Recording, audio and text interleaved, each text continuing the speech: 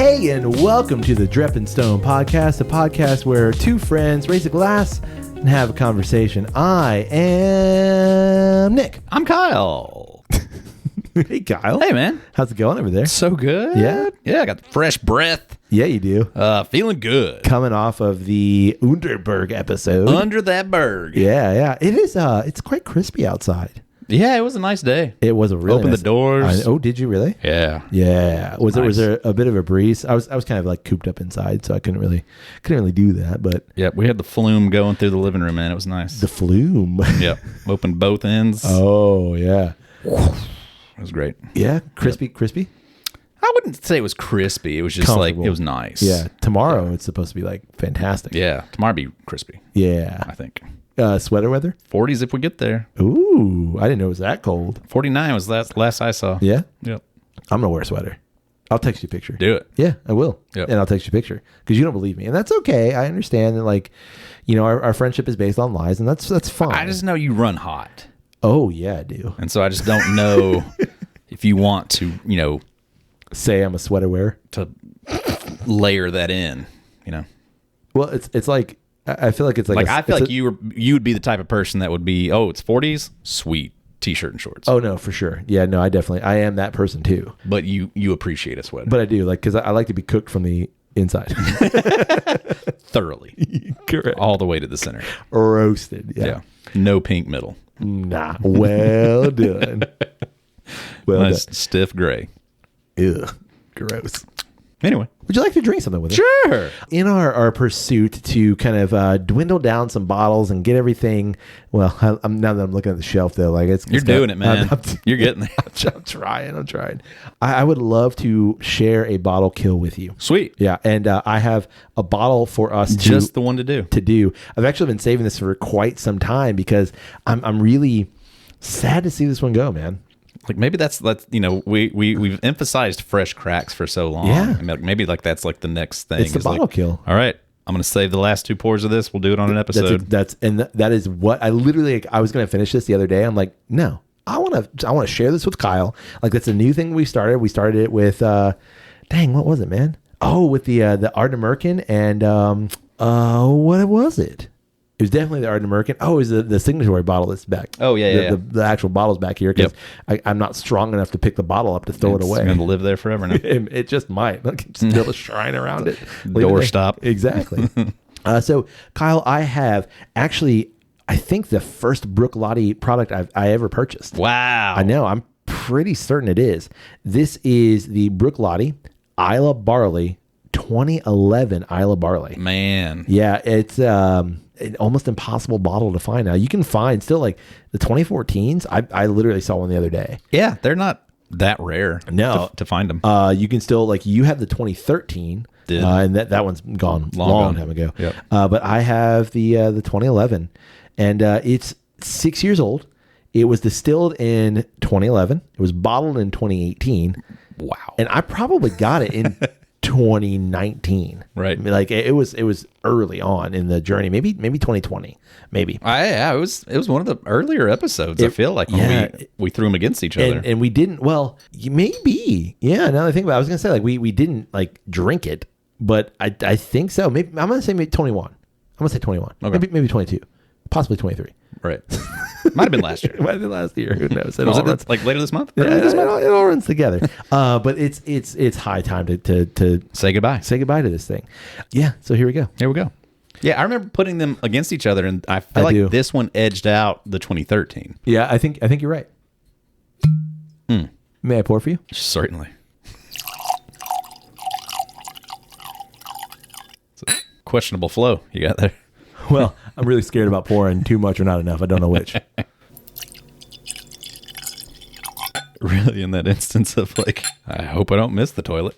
This stream is going all over the place. Do we have equal pours? I am concerned about the equal pour. No, they're perfect. It's pretty close. Pretty darn good. Yeah. All right. Thank you, Bruichladdich 2011 Islay Barley. It's been great. It's been great. Well, we don't know yet. It could be. It'd be funny. It'd be interesting to know, like, there's no way to know, but it'd be interesting to know how many bottles were ever created. Yeah. And then how many bottles are still left on this That would be planet. super interesting. Yeah. If you could go on and like say, all right, mine's killed. Yeah. this bottle no longer exists. Bottle number, blah, blah, blah, blah. Bruichladdich usually is pretty good about saying like how many bottles of things were produced. So it might have been on their website. Right. I would love to know how many are still left. Yep. Because how many got killed, within that first month? Yeah. And this one's about to be gone. how many are left overall? Bye-bye, laddie. I'm a bit sad. I'm gonna take a picture.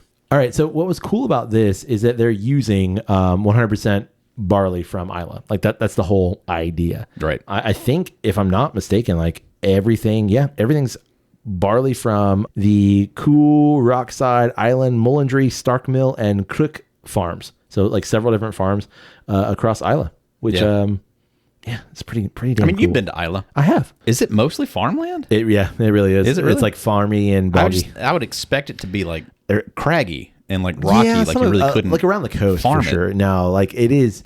Yes, big enough that you can get some grain going. Yeah, on the east side of the island, which I'm pretty certain.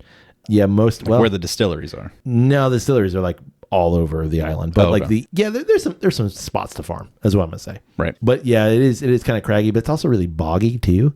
But the side where Bruichladdich is there's a little more hilly kind of craggy area. Mm-hmm. So most of the farms I think are towards the eastern side. Gotcha. Anyway, shall we? Oh, it is 50% ABV. Lovely. Sweet spot. Conceived, distilled, matured, and bottled, unchill, filtered, and coloring free at the Bruichladdich Distillery, Isle of Islay, Scotland. I wonder if anybody else does that. Like, one if Ardbeg ever does that. Like, if they ever, try to highlight local growers and stuff like that. I know Bruichladdich is very much like we are Islay. Yeah. And they celebrate being very Islay. Yeah. It's just such a unique thing. It'd just be fun to see, like, all right, well, that's awesome that Bruichladdich did this with it. I wonder what Ardbeg would do with it. I wonder what Lagavulin would do with it. Yeah, on the nose. It's fantastic. Yep, pretty color. I'm gonna savor it for a second. Is that okay? Yep. Savor the nose. Yep.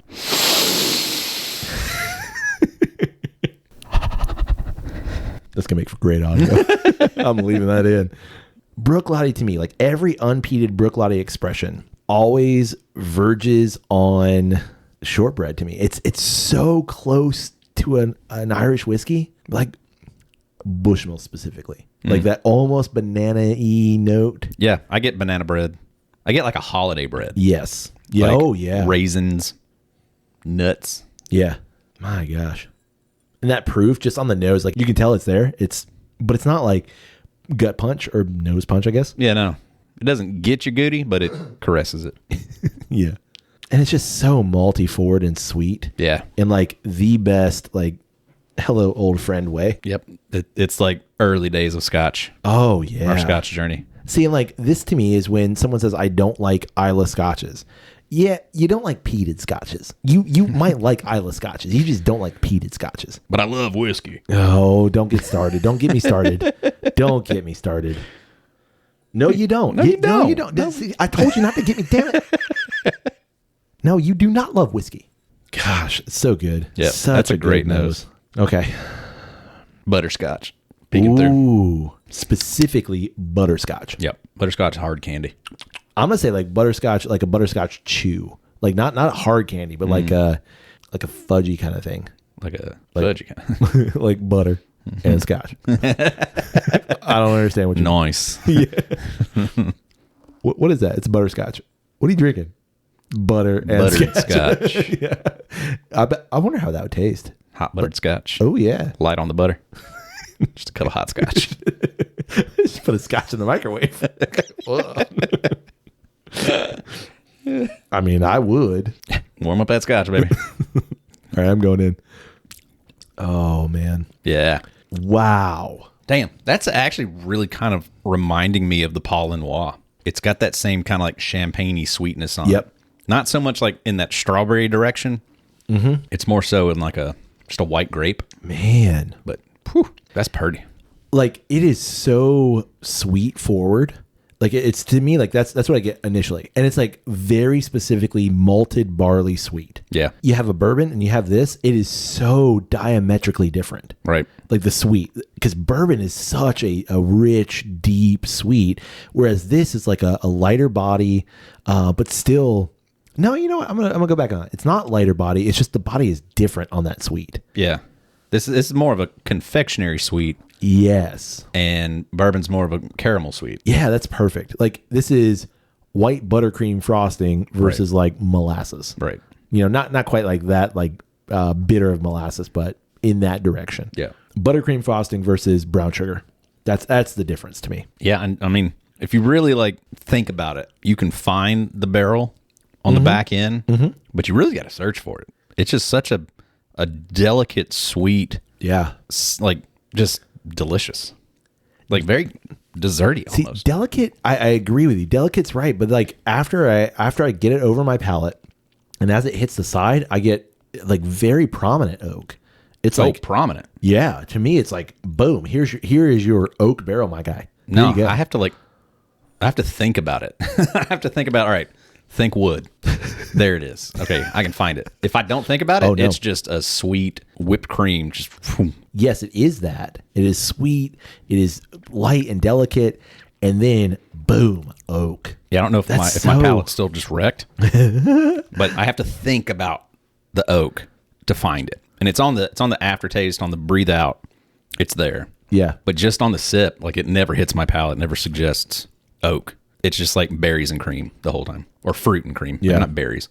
Maybe like peaches or apples, pears, and cream. It's very clearly Bruichladdich too. Like, and what I love about Bruichladdich is like everything is 100. Yeah. Like, or, it's starting at 100.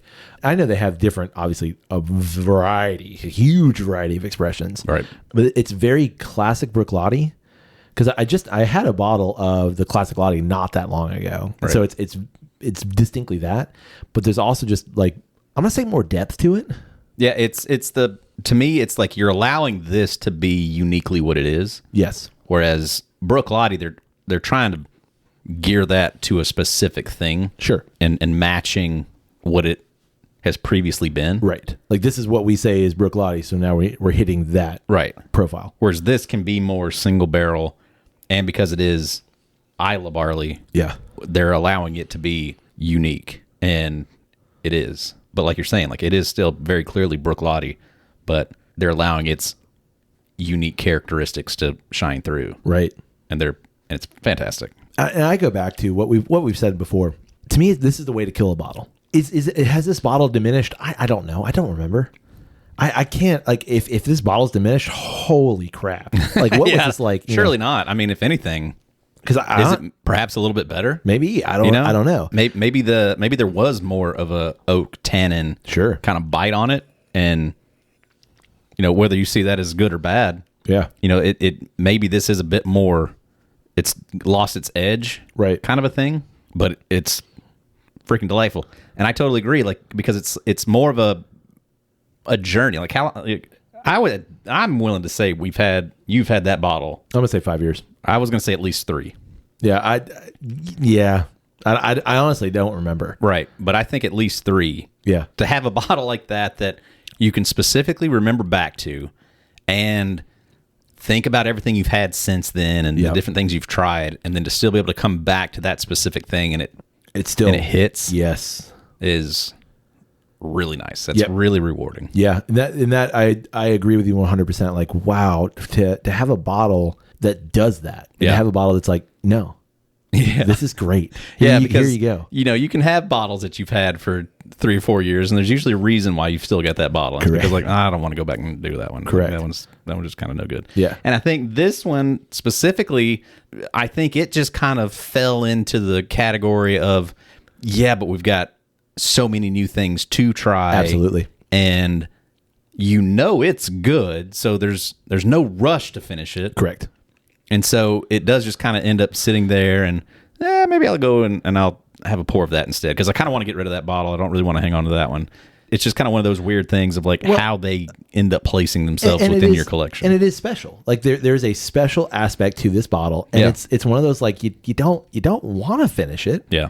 Because then the bottle's over. Like, and I've seen 2013s, I've seen 2014s, I have never seen 2011s. Right. Like this is the only bottle I've seen. And I remember when I got this, like it was a phenomenal price. Right. And so like I'm never going to see this again. Right. Which is probably not fair. I'm sure if you go to Islay, in the Islay Whiskey Vault, I'm sure they've got this, but for sure. you know what I mean? Like you're not going to find this normally. Right. you're going to be lucky to find it on like the back shelf of some place that just has no idea what they have. Right. So, and I'm going to say like, it's one of those, I really like what you mentioned of it's still fantastic even after, because it being a Scotch that we had such a long time ago, whether it was 3 or 5 years, I don't remember, but it's still fantastic. And I'm sad to see it go, and it's still great. I think it's one of those things that really speaks to the quality of the distillery. Yeah. Because I can think back, I've had other experiences where like I remember really enjoying a whiskey and then going back to it after a while, having not had it. And it's like, oh, I remember. That's not what I remember. Exactly. Like exactly. that's not anything like I remember it being. Or I remember why I did not finish that. Right. So to be able to come back to it at this point in time with all the stuff we've had in between and it still resonates this well, that's pretty incredible. Yeah. And I think, like, as you said, that's a mark to what Bruichladdich is doing as a whole. Yep. Okay. Now that we have well, not anymore because we done finished it. Yeah. But now that we've finished an amazing pour, Right. I have something that I want to bring to you. Okay. Because I gotta be honest with you, I don't know how to feel. Okay.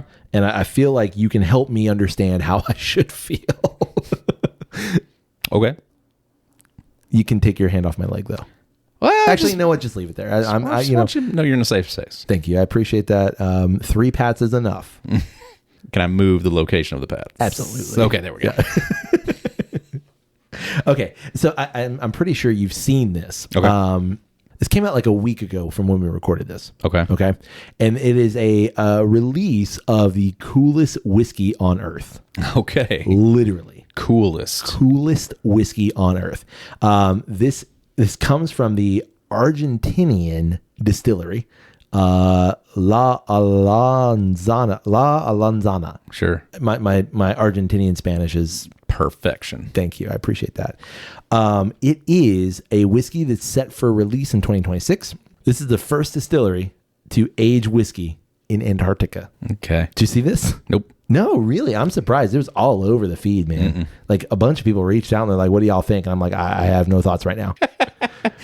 Had so many people. Yeah. No, bring yeah, this to my like attention. it was huge. Like, guys, I don't have thoughts. Huge, yeah. Like, let me talk to Kyle. Okay. No, like I saw it and I'm shocked you haven't seen this. No. Yeah, so it is the first whiskey to be aged in Antarctica. Okay. I'm going to read you their like version of press release, and I want your thoughts. Okay. Because on one side I'm like super intrigued, the other side I'm like it's gimmicky AF.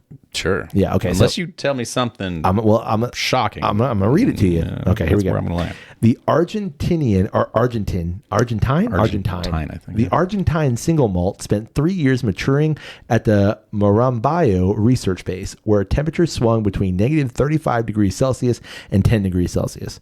I don't know what that is in Fahrenheit, but it's like cold and colder. Correct. The project, part of Cask World's Continent series, aims to explore how extreme climates shape flavor, from evaporation rates to barrel oxidation. Stored in an uninsulated hut and exposed to polar conditions, the whiskey reportedly developed a new floral note unseen in previous La Alonza releases. Scientists will now study how terroir affects whiskey across all 8 continents, a world-first experiment in both science and spirit, and easily the coldest dram ever poured. And thoughts? Man, I guess you have to wait and try it. I think sure. it is 100% gimmicky. Yeah. But I guess, I would wonder, has there ever been anything else attempted to do that? Certainly, you think of cool, and sure. you normally think of beer. Sure. Like Coors Light. Rocky Mountain Cold. Right. Right. Where did you get the beer that was in a cooler that was 32 degrees? Huh? 33 degrees. Oh. Was that Budweiser? Yes. Yeah. You think of cold, you think of beer. I don't think there's a brewery in Antarctica. I could be wrong. I just don't think. What are you aging it in? Are they barrels? Yeah, are they wood barrels? I'm pretty sure. Yeah. Is that certainly? Yeah, that might be a big temperature swing, but it's like frozen and more frozen. Mm-hmm. So is the wood actually even doing anything to impart any kind of flavor in it? Because is the liquid even able to penetrate frozen wood, I don't think so. Let's start there. Yep. So like the big kind of hallmark of Kentucky bourbon, if you will, is the temperature swing. Right. Because, Kentucky can get quite cold. Yep. In terms of Fahrenheit, we're talking in the 30s or below, right? Fahrenheit. So that's what, like our temperature? Yeah. Like hell, they'll get they're in Kentucky. That's what I'm saying. That shit will go way down into the teens. Oh yeah, that's what I'm saying. I imagine even they probably have some nights below zero. Yeah, so it gets quite cold. Yeah. And I know in the summer it gets hella hot, toasty. Yeah. Especially in those rick houses where, you're already adding. Yeah, she baking in there. Exactly. So like the idea behind like Kentucky bourbon is that you got huge temperature swings. So the liquid is like really moving in and out of the barrel as a whole. Right. So like, does that happen at cold and colder? Can't imagine. I'm going to say no. I'm going to agree with you. I'm going to say no. I don't think the wood's going to release enough to be able to absorb any liquid. Well, and you think of it's like going to be frozen. You think of like the wood itself is going to like, it's like, please don't. Tighten up. Yeah, exactly. Pucker that hole. The lignin in the wood is going to be like, yeah, we ain't letting nothing in. Nah. I ain't relaxing. Right. And it's because of the heat, that's what does it. Like right. the heat then allows exactly. The heat allows the wood to expand versus right, like the cold. a sponge. Exactly. So like, what's going on? I think they saw Jefferson Ocean and they were like, okay, cool. What can we do that would help us sell these bottles? Right. Well, cool. Let's put them in a barrel and go lay them down in Antarctica for 3 years. Yeah. Sure. That'll do it. Well, why even put them in a hut then? Like, just leave it out. Well, and the thing too, like anybody that knows anything about whiskey, that like the colder it gets, the less flavor it has anyway. Right. So like the fact that you would be pushing cold anyway is like, well, that's not going to do anything for the whiskey if you really like whiskey. Yeah. So like, I feel like you'd have more of a case by, okay, so these barrels were on a research vessel that started in Florida. I mean, I recognize this is Jefferson's Ocean. Right. Started in Florida. They were in the Bahamas for 6 months.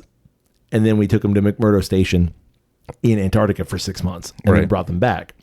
So at least you kind of have like these were in temperatures of 120 down to negative, 100 or whatever. I don't know. Right. In terms of Fahrenheit. So like, to me, there's a bit more science involved. In Jefferson? No. Well, in this? In the idea of like, well, we took it here and then we took it there. Yeah. So like, yeah. Okay. So yeah, to just take it to Antarctica and just dump it.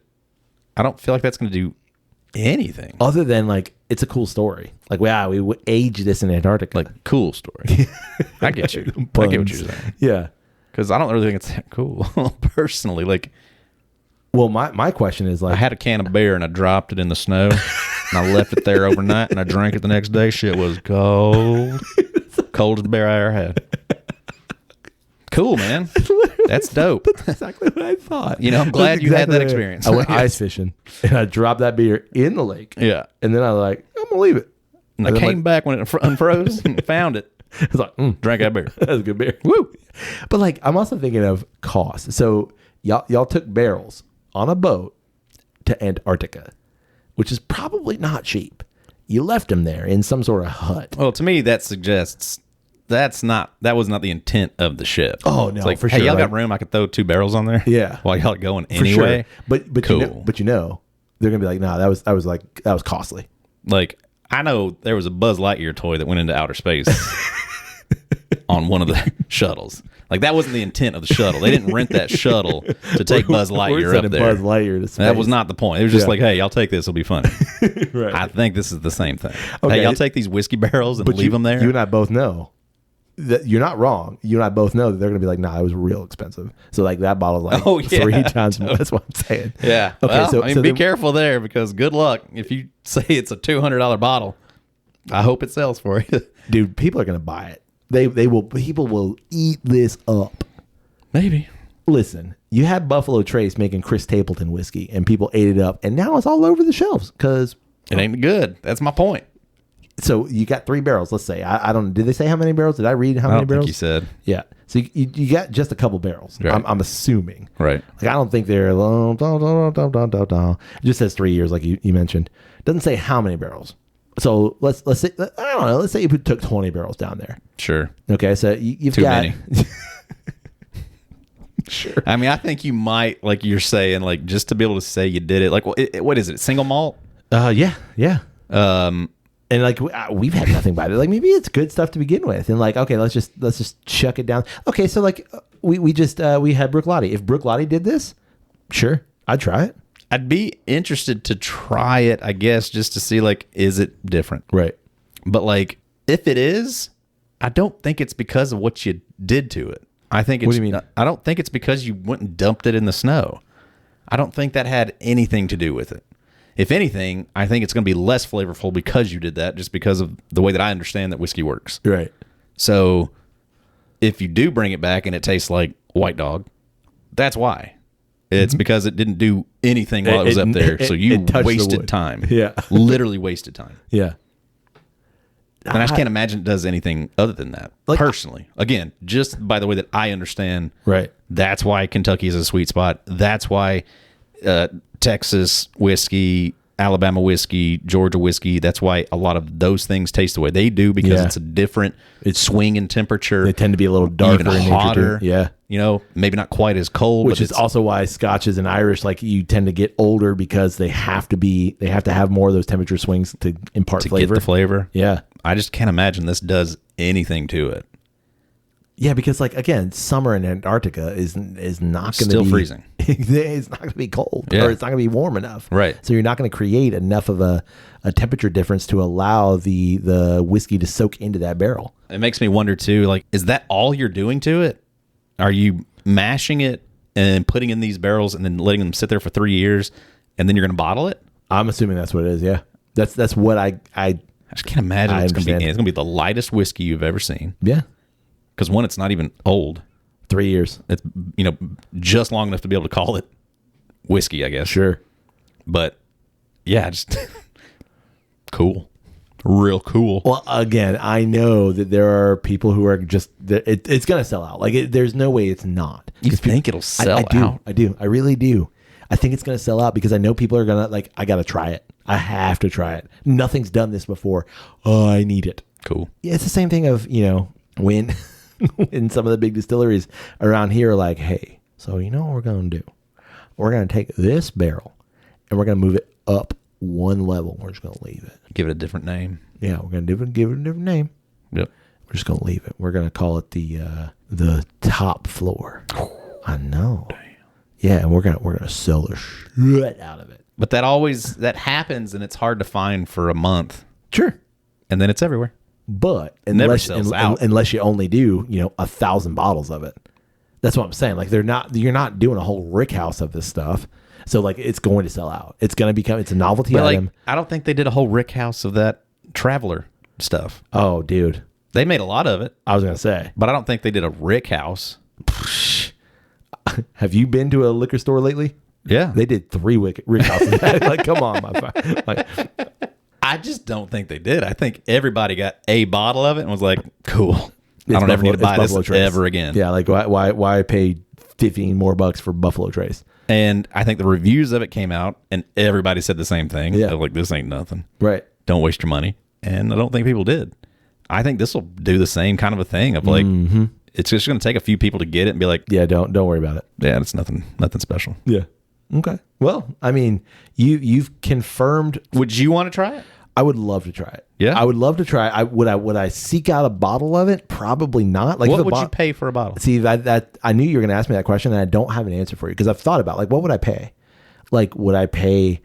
It's going to be expensive. I'm just telling you. Like, first of all, to get it here in the States from Argentina, it's going to be expensive. Right. Like, there's not a sweet spot in my head right now of like, be like, that's what I would pay for it. Because if it's like, say it's $30. Yeah.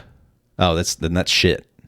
It's not good. Right. Why would you have it priced that low? Correct. If it's over 100, I don't care. Right. So then your sweet spot is 30, sweet spot would be like, to 95. honestly, sweet spot would be like 110, 120. Yeah. And it is fucking delicious, and everybody that has it says it's great. It's not going to be. So then I'll never try it. Like, I'll never have it. If I went, I do want to try it because, again, I'm kind of like, okay, what does this do? Like, what is that? And I mean, you know me, I don't like movie trailers really. Like, I want to experience the thing for myself. So yes, I will read, like, is this thing worth it? Because I just did that for a bottle yesterday that I bought. Right. But I need to experience it for myself. Right. You know? So, like, yeah, I'm not going to. But there's, I know you. Yeah. And I know that there's a part of you that, or there's a big part of you that doesn't want to get took. Nah, for sure. So yeah, it ain't gonna take me. To me, every bit of this is trying to take you. Every bit of this. So I'm gonna need somebody to say, like, oh my God, I had that stuff. Yeah. It's the best whiskey I ever had. Or it's one of the top 5 best whiskeys I've ever had. See, I'd sell it for different. Okay. Yeah. I mean, sure. Ask me a question again. Go ahead. At what price would you pay for it? I'd pay $80. I would pay $80 a bottle. Because I know what's probably going to happen. I'm going to buy the bottle. I'm going to try it once. And it's going to sit on the shelf. Right. Or I'm going to try the bottle and be like, that is weird or that's interesting. And it's probably going to sit on the shelf. Exactly. So, like, but I would pay $80 for it. Just for the opportunity to, like, yeah, that's weird. Hey, you want to try some stuff that was aged in Antarctica? Try this. It's the same reason that stupid the same reason that stupid pickle whiskey is on the shelf. Yeah, like it's like I'm not gonna drink that. Why don't I just pour it out? Because it's a novelty item. It's like a hey, you want to try some? Like I don't have any Underberg or Malort, so like let's try that. There you go. This gonna cleanse your palate. I think that's what it would be. I buy it for $80. If I saw it on the shelf and they're like $80, I'm like sure. Why not? I think you find yourself in those experiences more often than I do. Buying whiskey from Antarctica? For the opportunity to like share it. Oh, yeah. Okay. Fair. Like fair. I rarely do that. Yeah. So like I see what you're saying. Like I used to have that mentality of like, you know what? I want to get that bottle just so I can have it on my shelf and let other people have the opportunity to try it. Sure. Kind of a thing. And like I am not in that headspace anymore. Yeah. And so I don't ever think of things in that way. Well, and I see what you're saying. Like that would be like a conversation piece. That would be like a hey, try this. Like what was that? The one thing that you got that had the wooden stick in it, not that really shitty bourbon. Oh, but had like the stick in it. It was like a little taster. The whiskey. Chris gave us that whiskey. Yeah, like Norwegian. Yeah. Was it Norway? Ooh, Iceland. Icelandic. Yeah. That was really super interesting. Correct. So if this has that kind of appeal to it, right? Sure. Yeah. I can understand it. I feel like that stick in that whatever that was kind of gimmicky. Oh yeah. But it was still kind of fun. And it's like, yeah, but this like connects you to the place and this is an Icelandic it's more like it's more like authentic in that way. Right. Of like that's another part of it. Like this is Argentinian whiskey. Yeah. Cool. Let me learn about that first. Yeah, and that's probably just the product of like we can't really get like world whiskeys would here you very buy easily. Would you buy a bottle of Buffalo Trace that did the exact same thing? They made it.